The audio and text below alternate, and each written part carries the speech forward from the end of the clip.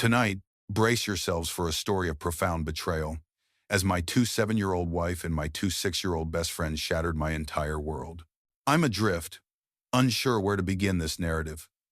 The depth of my current emotions, how to even begin comprehending this reality, escapes me completely. I created this account hoping to find others who have endured anything remotely similar.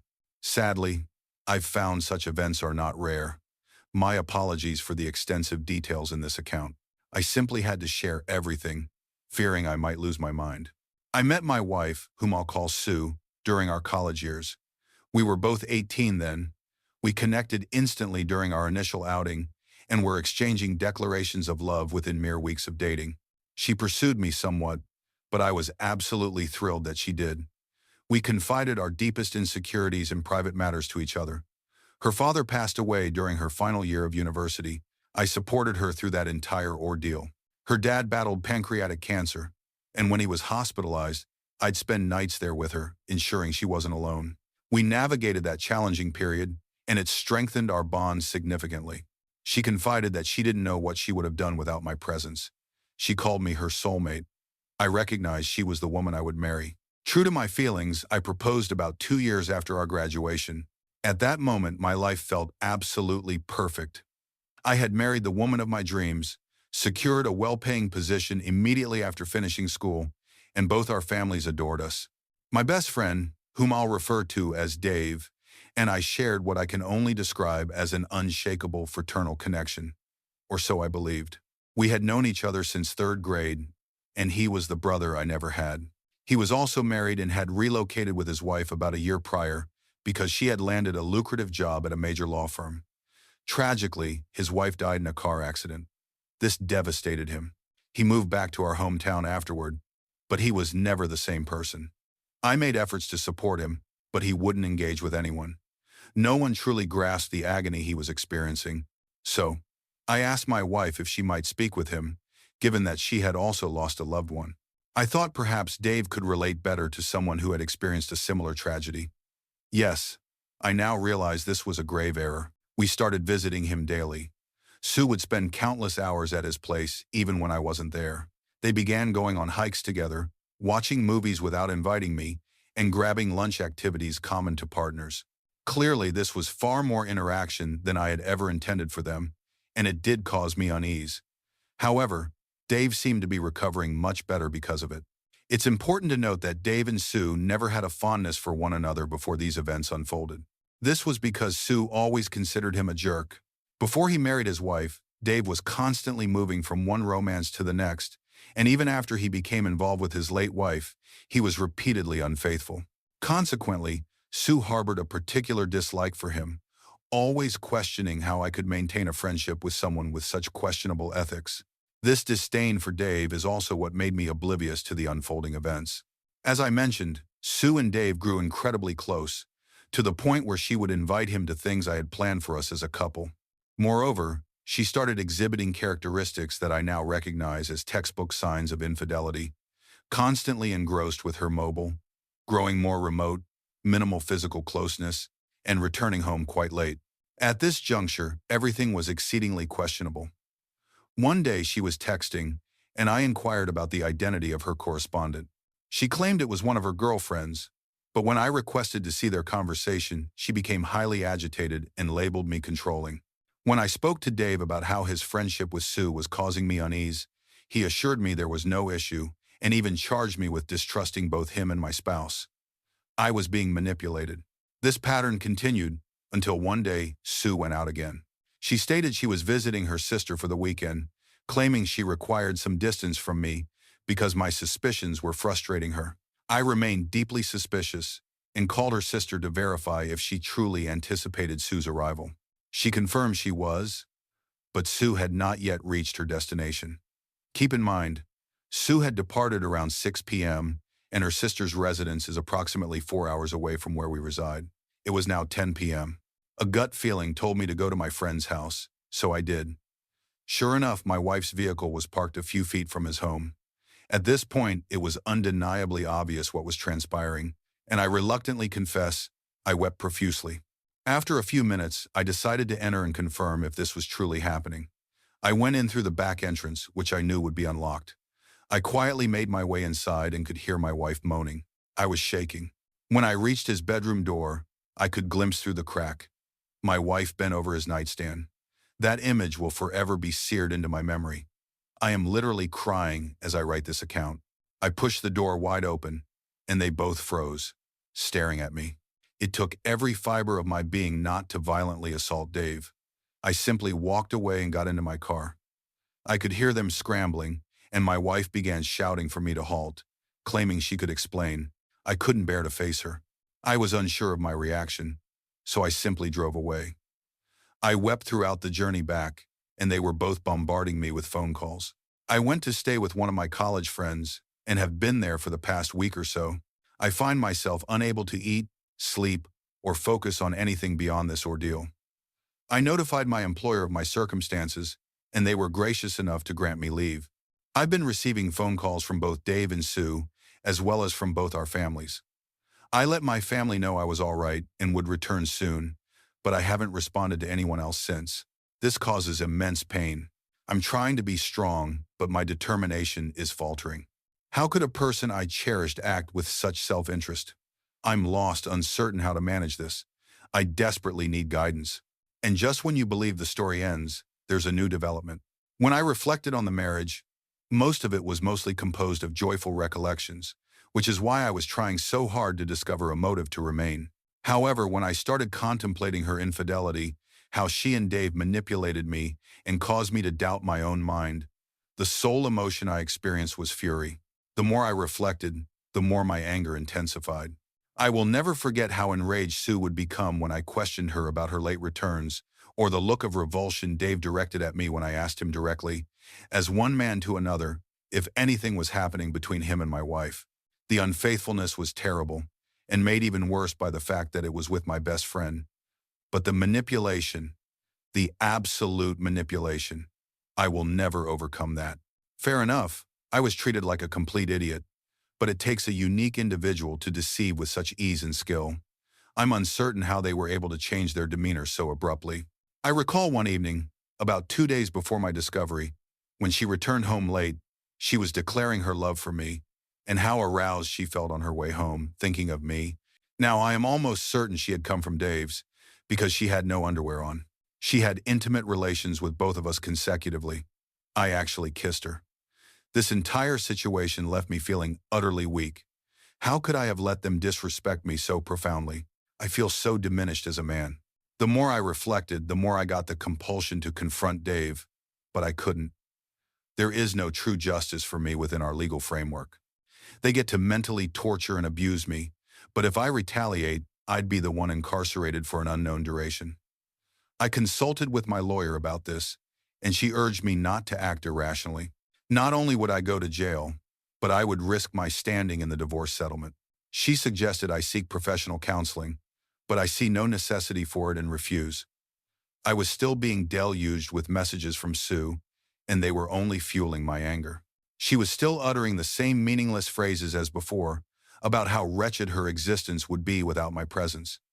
She even possessed the audacity to send me scriptures on pardon. If I meant so much, why commit such acts? I started returning to work again because I desired to stay occupied. Keeping busy has significantly aided my coping, and I am not consuming as much alcohol as initially. One day, while at work, I got a letter from Sue. My first impulse was to discard it, but I chose to examine its contents. In it, she talked about her personal therapy sessions and how they supposedly revealed deeper personal struggles she was having with herself, chief among them, her diminished self-worth.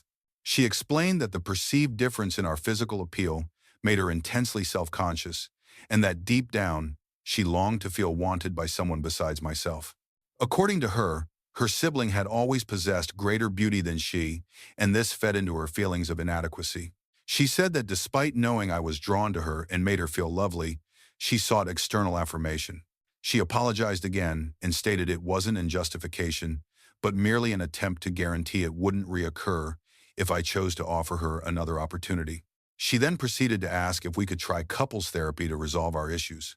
I still ignored all communications from her or her relatives at this point, so I simply disregarded it. Anyway, I initiated the legal separation process. The initial task involved dividing our financial assets, and unfortunately, I could not separate my affairs from hers without her agreement. We each have individual accounts alongside a shared savings fund, and regrettably, I cannot claim my rightful share from it without her permission. Even though I earn substantially more than she does and have been the primary contributor to that fund, I'll probably have to divide it equally with her. So, I went ahead with submitting the divorce documents. She was served a few weeks ago, and then the chaos ensued.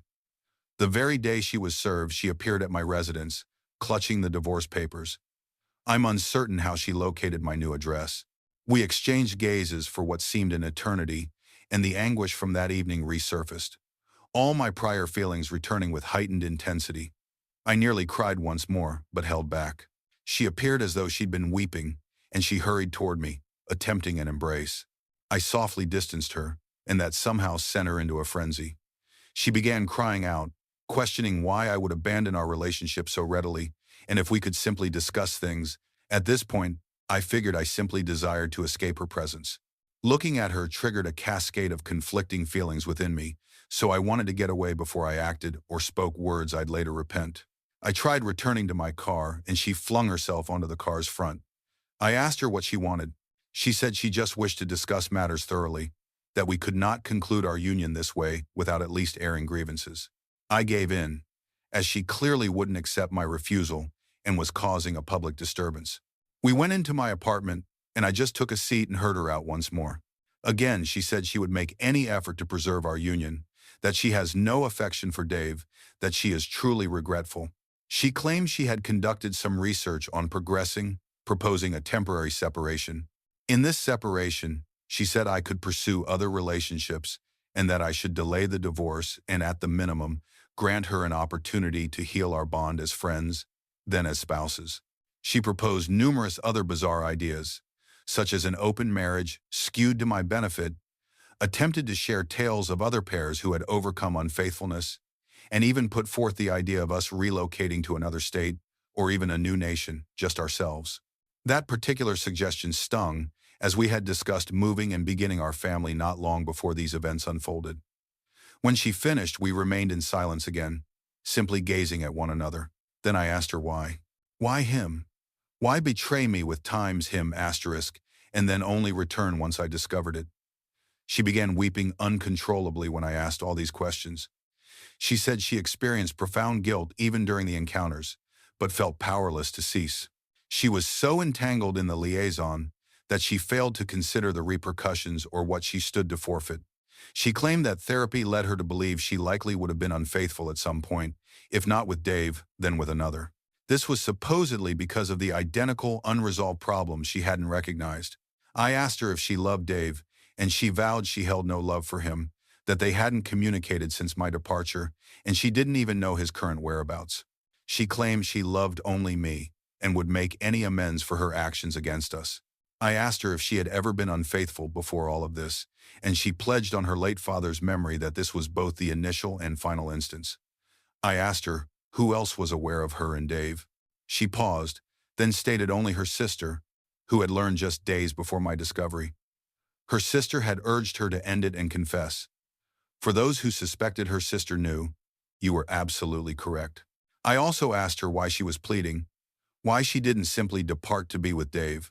I asked her if she was acting this way solely out of a sense of obligation, rather than genuine desire to be with me. She responded that she was doing it out of love for me, and because she acknowledged her terrible decisions. We conversed for an extended period, with much weeping from her, but none from me. I had shed sufficient tears upon my initial discovery, and possessed no more to give for this situation.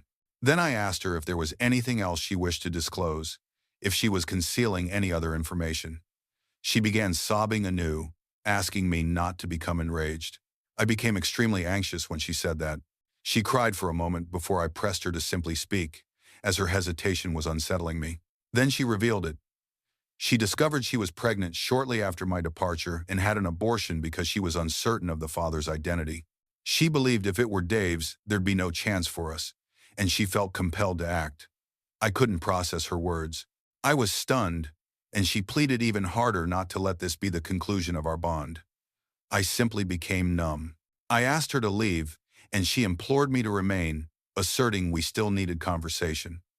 All this pleading was utterly maddening, especially with the fresh revelation. I asked her how far along she was when she learned of her pregnancy.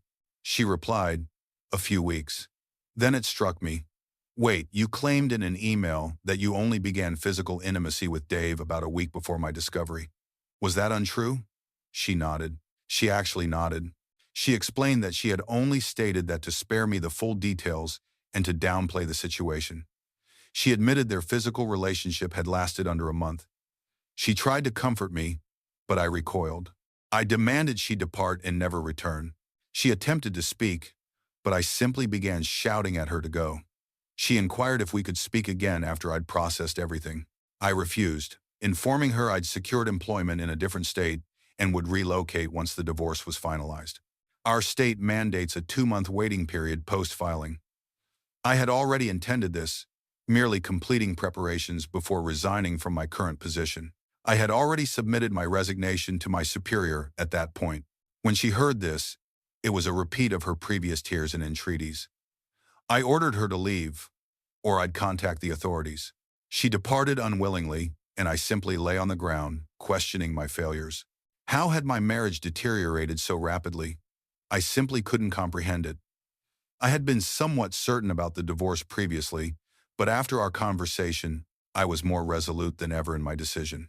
I disregarded all further attempts by Sue to reach me. However, just days ago, on Thursday, my mother called to inform me Sue was hospitalized, apparently for a drug overdose. This entire situation feels like a bad dream. I still struggle to process it all. Why is this occurring? I visited Sue at the hospital. She appeared stable, but she had been admitted to a psychiatric facility. That is the current situation. I am still completely baffled as to why she would act this way. During my visit, she was sleeping.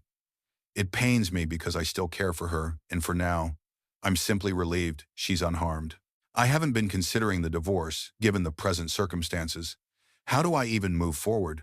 There are likely many more crucial specifics I'm omitting, but including them would extend this to an unmanageable length.